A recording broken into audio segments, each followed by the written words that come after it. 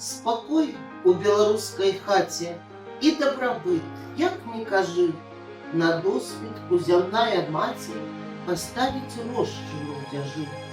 Загадвае матуля з неба ушанаваць і зберагчы у хаце лад з дабром і хлебам, што трэба зранку на пячы. Тут рошчына з духоўным зместам, тут ясных цудаў адкрыццё. Наш хлеб, сябры, не проста цеста, у ім жаночае жыццё. Турботы, клопаты і ласка, усеагульная любоў. Хлеб беларускі – гэта казка. Хто каштаваў, захоча зноў. І кожны разумець павінен, што будзе лета ці зіма, а ў беларускай гаспадыні часіны вольныя няма.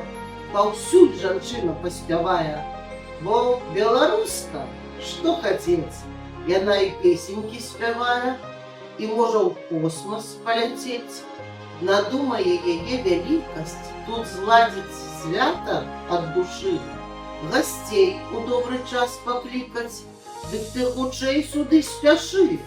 Пашаны будзе колькі трэба, і сэрца шчырага святла, і будзе дастаткова хлеба, і весялосці, і цяпла. Той, хто ў аблоках не лунае, бліжэй да нівы і раі. Жанчына сціплая, зямная, як хлеб надзённы на зямлі.